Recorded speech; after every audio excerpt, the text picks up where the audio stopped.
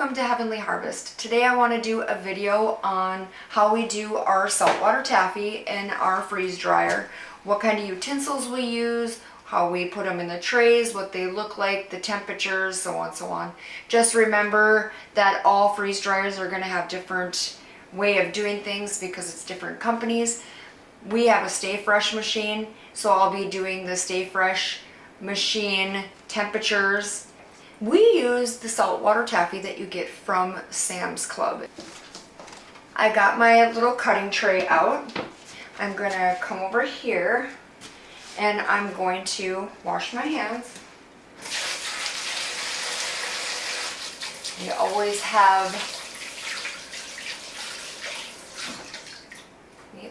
have stuff in our sink because I'm always working. But let's get I'm gonna dry my hands. I'm gonna dry my hands so it's nice and clean. All right, putting on some rubber gloves. I always wear rubber gloves just because I want to feel like I am being safe with everything, because you never know. So I always put on my rubber gloves.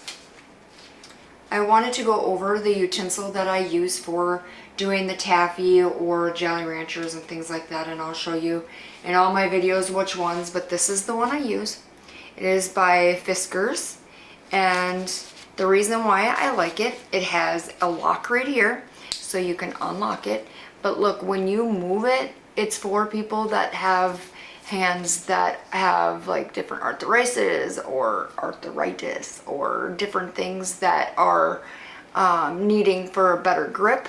But if you look, I'm gonna see how it moves in, way easier, and this is what it looks on the side, and when you move, see how it grips. And then you have this here that can be, you know, moved or whatever, but then you can have it in your position over here that has the off, kind of where nothing can hurt you by doing that. And then what I do for cleaning is all I use is a scrubber every single time, and I scrub the sides of them when I am done doing all of my baking. This here is the pan from the Stay Fresh. So what I do is I have these molds that I got from Temu, and I just put them in. And then I have one that I cut 2 of these off, and it works perfect. And then I just go like this. Perfect. I'm gonna cut the 4s.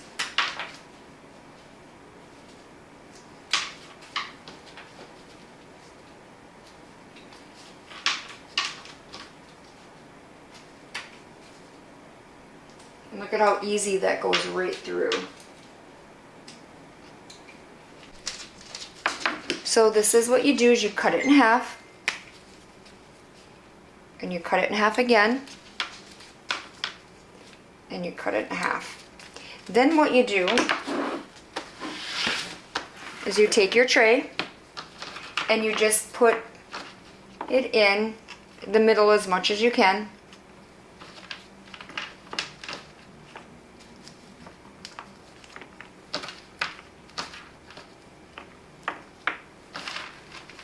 And you fill up 4 different trays.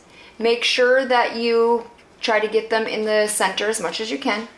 A few moments later. Okay, now I'm just gonna stick these in here.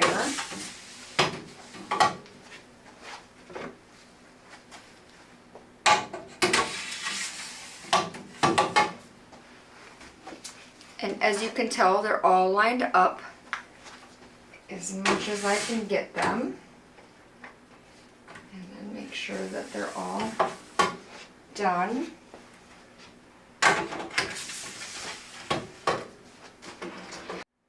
And what I always do is I always just kind of lightly pull this up just to make sure that it gets a seal. And then when I shut it, I always look to make sure, this is me, that it's sealed. And how I can tell that it's sealed is because I already have moisture, it's just a little ring and it works out perfect. Now we shut the 2 vents here. Now I can take off my gloves. Now that it's in there, I'm going to hit the freeze drying. Then I'm going to hit the candy mode. Now this is what I do. Doesn't mean that you have to do it. But I put it at 150 and 3 hours. And then I just push start. Up on my machine, I have a tote label right here. It's just for totes. And that comes with, it's at Menards, comes with the pen. So what it does is it stays put. But what I do is I take an Expo marker and I just put run, and then I put how many times I've run it. I just take a little, go like this, go over it. There you go. And then I put how many runs I've had so far, so then I can remember how many runs I've had. And then sometimes I'll put like the temperature on something that's in here if I can't remember if I'm going to run another load after. I'll put the temperature or whatever, so it's just different things. It seems to work really well. So I have this here. I also have a little whiteboard here, and it tells me, like, I write down, like, I did apples and I did a 7-layer and a 4-layer, and then I wrote down when it ended, what time, how many hours, and then the temperature and different things like that, so then I know exactly what the temperature is. And I will be doing a video on that shortly too, to help people out. But this is kind of how I keep organized all of this with my little stickers. Here is my machine. It was beeping, so we're gonna put off. And then I'm going to take this, obviously you know how to do that. And be careful, because if you have rubber gloves on or whatever, it can make a snapping noise because of all the pressure, like it did. So then I'm gonna open it. This is what it looks like when you have it in here for, look at that.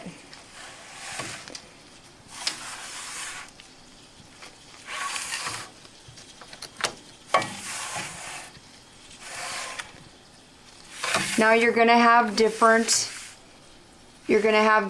like I said, because look at, you're gonna have this, but it stays in its little area. So you're gonna have, some are gonna be really tiny, some of them are gonna be a little bit bigger, that's okay, and that's fine. And some of them, you know, are gonna be like that, so it's okay. And I don't have any problems. There is a little bit of sticking, but not very much. And if they do, it's very easy. So look at all of this greatness. Worked out perfect. After they come out of the freeze dryer, they'll look like this. So what I do is I just take it over and I pop them out. Very easy, they just pop out. See how easy they pop right out. And this is the finished product, and if you look at this in my hands, how it just crumbles together, that's exactly how you should have your saltwater taffy. And I hope this helps you figure out how to do your freeze-dried taffy. If you have any questions, feel free to put them in the comments below and I will help you as best as I can. And then I will put the description of the clippers that we use and the items that we use, so you know exactly what they are, and the tote labels and all that will be down in the description. Thank you, and thanks for watching, and I'll see you in the next video.